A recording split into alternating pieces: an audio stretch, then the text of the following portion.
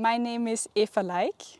I am a researcher and a dancer from Austria, and I'm here at the International Seminar for Young Tibetologists at Oxford University, Wolfson College, to present my academic work on Khaita joyful dances. I became interested in studying Khaita academically because I understood that Khaita is very rich. So we can use the image of a diamond. Khaita has many different facets. So one of them is, of course, the dance part, the Tibetan language part, the singing part. But then also there are many things according to the circumstances. So, for example, we have this international translocal community all around the world that, of course, is very fascinating because we can make friends with people from all around the world without actually having to communicate them. We just meet them and we dance together, and there's already a connection. And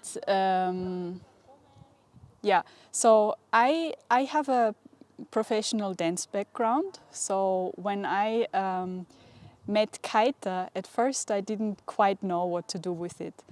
But then I discovered that there are so many songs and so many dances, and all of them completely different. And I became really fascinated, and I wanted really to find out more about and to study.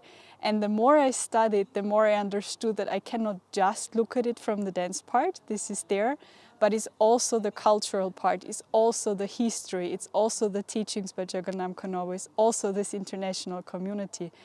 And so I ended up writing my dissertation at the University of Salzburg on Khaita. And I did a kind of extensive research on the aspect of Tibetanness in Khaita, as well as kind of like the well-being effect. So what are the benefits of practicing Khaita regularly? What have people said? What have they experienced? So I did a lot of interviews also with Khaita dancers, Khaita's experts, and I tried to reconstruct like the very first beginnings of Khaita where I was not there, and then, you know, how this developed, what they have noticed in their body, maybe some changes. And so I tried to put this all together, and I've called it well-being effects. And so one of the two main things that we can say is the aspect of general well-being. So of course with all kinds of dance, we have physical aspects. If you move, you have some benefits, of course. And then also there is this aspect of joy. So Khaita is called joyful dances. So joy is really central. So we connect in this joy. We try to share the space, the music, the group, and to just be relaxed, joyful. It doesn't matter if you do mistakes. I mean, if you don't remember precisely the choreography, it doesn't matter. It's really all about being present, dancing together, and switching also very fast from one dance to the other. So usually in a Khaita session, we would do one song after the other, so you don't really have time to think about anything. So you need to really switch and be very present from one dance to the next and try to find the joy in this. And it's a really interesting experience. And this is something that most Khaita dancers have shared with me, that when they dance Khaita, they feel joy.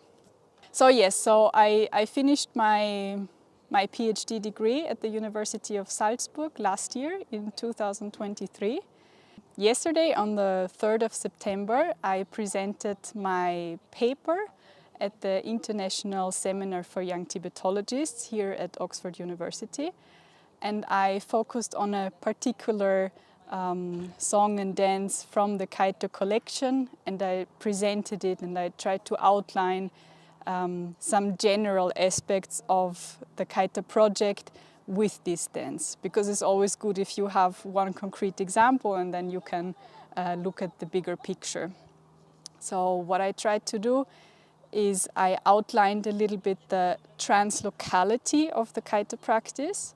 So to really show that Khaita is not danced in one place, and it also didn't develop in one place, but in fact it developed in several places at the same time and is practiced in several places at the same time due to Jagannam Kanobo's global activities. So he would travel around all around the world, and with him, of course, also Khaita developed.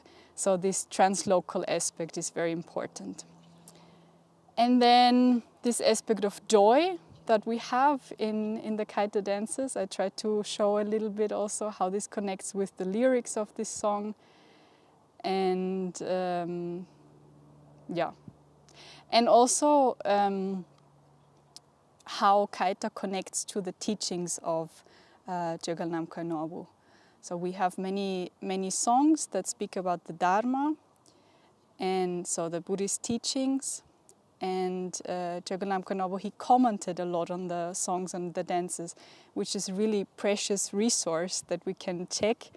So at first maybe some lyrics, they don't sound so deep when you read through them at first.